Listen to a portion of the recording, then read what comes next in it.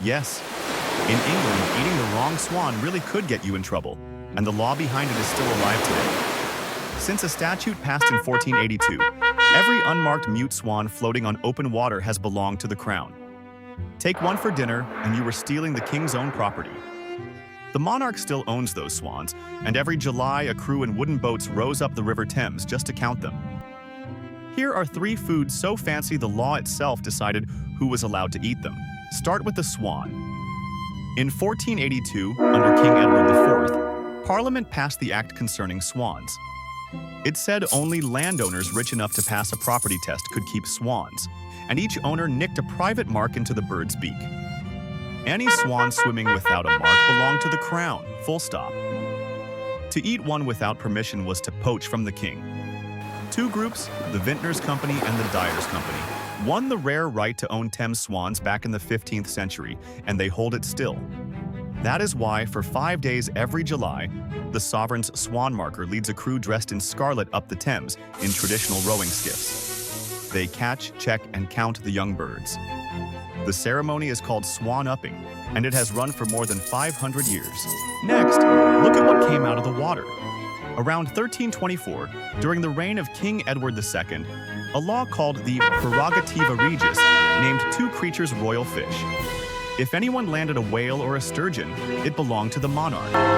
A sturgeon is a huge armored fish prized for its meat and for its eggs, which we call caviar. Catch one, and by law, you owed it to the crown. And this is not just dusty history. In 2004, a fisherman named Robert Davies pulled a 9-foot sturgeon from the sea near Swansea in Wales. He phoned Buckingham Palace to offer it, exactly as the old rule demands. The palace told him he could do as he wished, so the fish was sold. 700 years later, the law still made him ask. Now the strangest one. At medieval feasts, the peacock was not just eaten, it was staged. Cooks skinned the bird whole, roasted the meat, then sewed it back inside its own skin and feathers so it arrived at the table looking alive, tail fanned wide.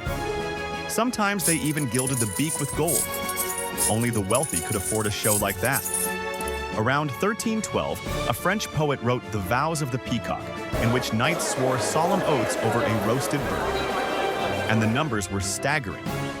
When George Neville became Archbishop of York in 1465, his feast served 104 peacocks alongside thousands of other birds. Then the turkey arrived from the Americas in the 1500s.